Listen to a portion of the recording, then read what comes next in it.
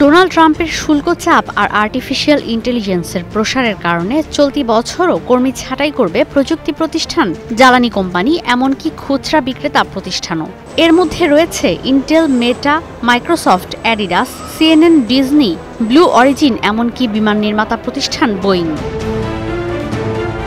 World economic forum বলছে আগামী ৫ বছরে বিশ্বের ৪১% কোম্পানি জনবল কমাবে শুধুমাত্র আর্টিফিশিয়াল ইন্টেলিজেন্স বা এআই এর ব্যবহারের কারণে।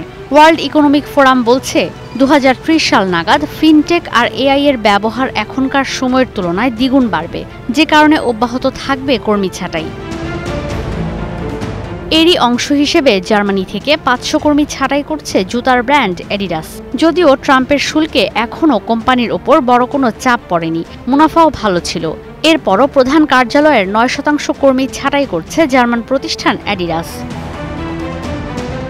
মহাকাশযান নির্মাতা প্রতিষ্ঠান ব্লু অরিজিন মোট জনবলের ১০% ছাঁটাই করছে। খরচ বেড়ে যাওয়ায় বিমান নির্মাতা প্রতিষ্ঠান বোয়িং মুন রকেট প্রোগ্রাম থেকে ছাঁটাই করছে ৪০০ কর্মী।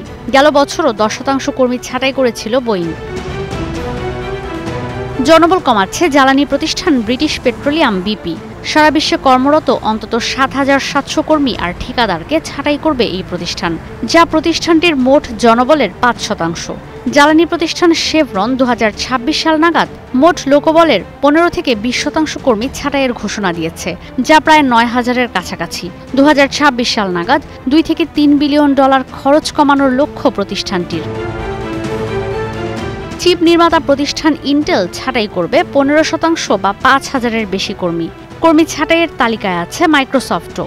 ২,২২,০০০ থেকে ছাঁটাই করা হবে ৯,০০০ কর্মীকে। ফেসবুকের মূল প্রতিষ্ঠান মেটাও কমাবে জনবল। ২০২৬ সালের মধ্যে প্যানাসোনিক জনবল কমাবে ১০,০০০। ২,০০০-এর বেশি জনবল কমাচ্ছে জন হপকিন্স বিশ্ববিদ্যালয়ও। জনপ্রিয় কফি বিক্রেতা প্রতিষ্ঠান স্টারবাকস ছাঁটাই করবে ১,০০০-এর বেশি কর্মী। গাড়ি নির্মাতা প্রতিষ্ঠান পোর্শে আগামী কয়েক বছরে প্রায় ৪,০০০ কর্মী ছাঁটাই করবে। ২০২৭ সালের মধ্যে নিসান ছাঁটাই করবে ২০,০০০ কর্মী। আন্তর্জাতিক প্রতিষ্ঠানগুলোর কর্মী ছাঁটাইয়ের প্রভাব পড়তে পারে বাংলাদেশেও। ঈশিতা ব্রহ্ম, স্টার নিউজ।